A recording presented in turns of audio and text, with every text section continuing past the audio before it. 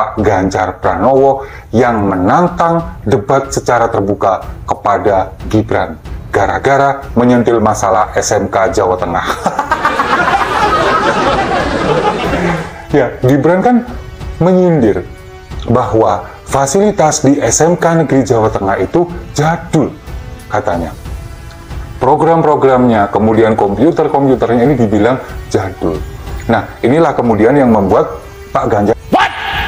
Indonesia tanah air beta, pusaka abadi nan jaya.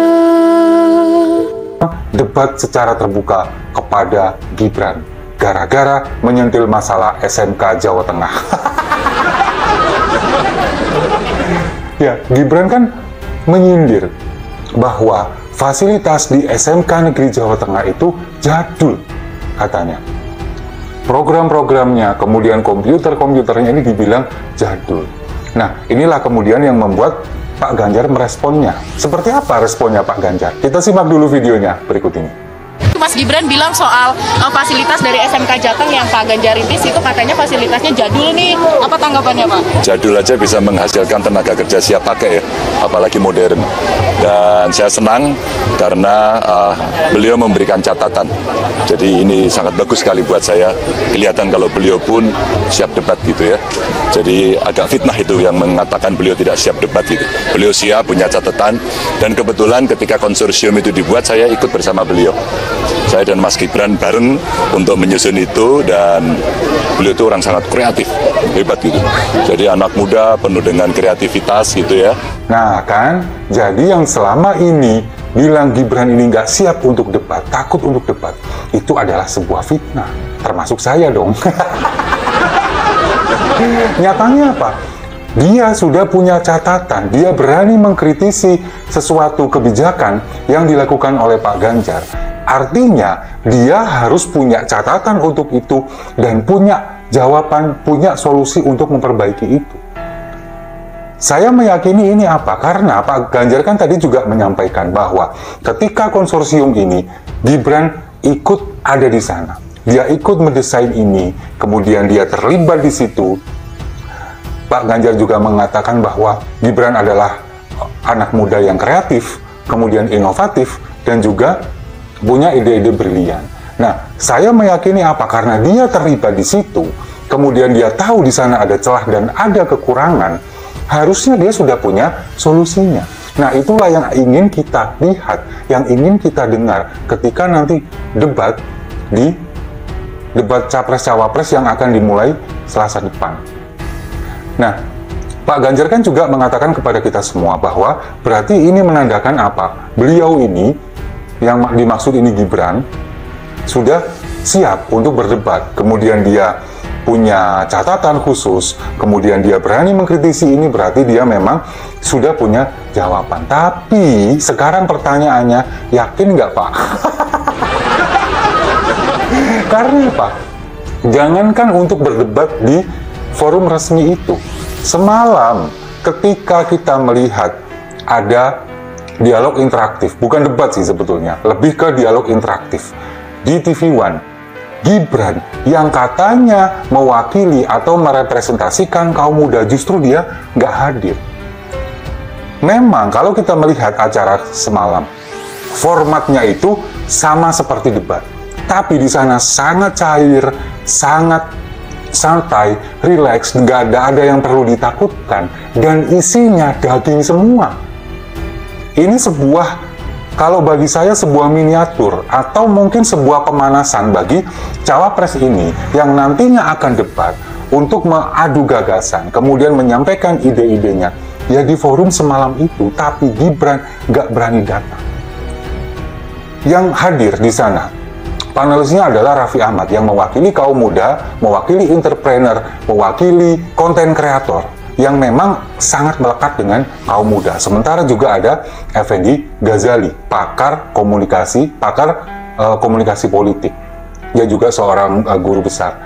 Lalu kemudian hadirin yang hadir itu adalah rata-rata mahasiswa. Selain tim ses dari masing-masing cawapres ya.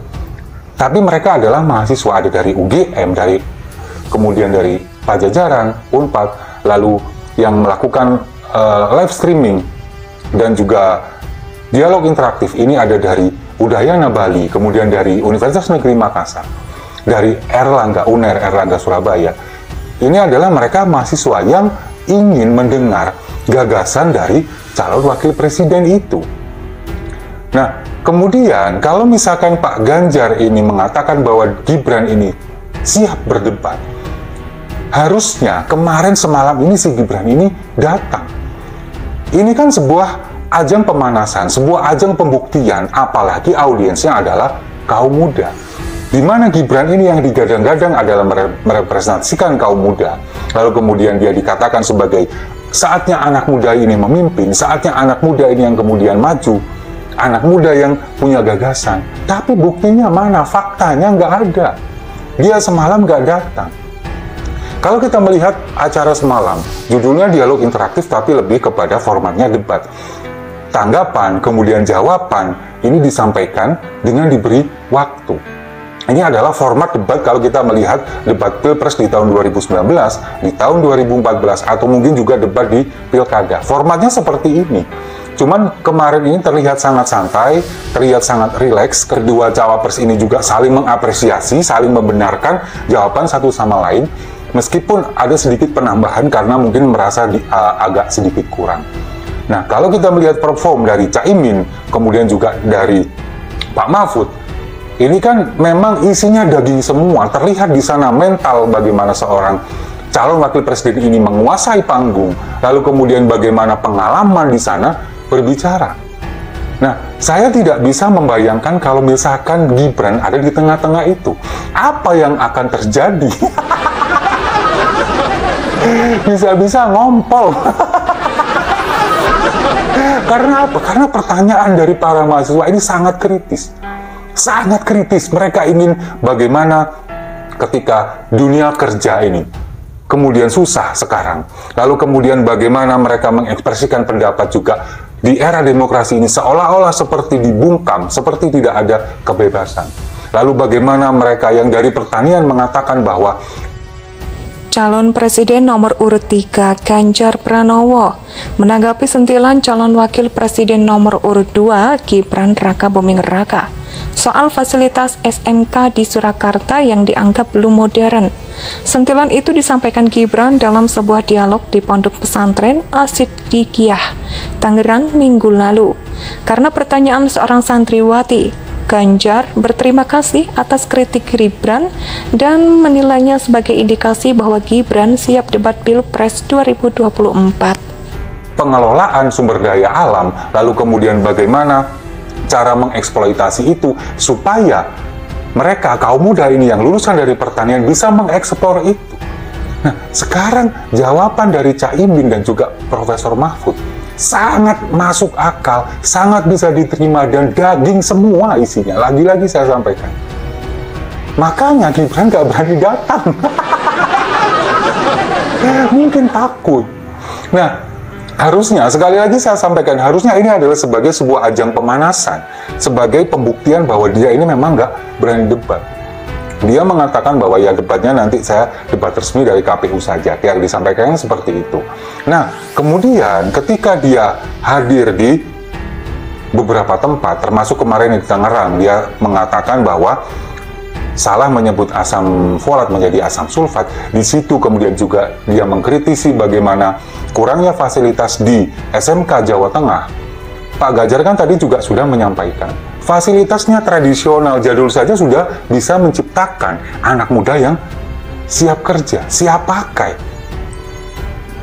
Lulusan dari SMK Jawa Tengah ini kita juga sudah mengetahui bersama, sebagian besar diterima di pekerjaan di perusahaan asing, di Jepang rata-rata, kemudian ada juga di Korea. Indonesia sejak dulu kala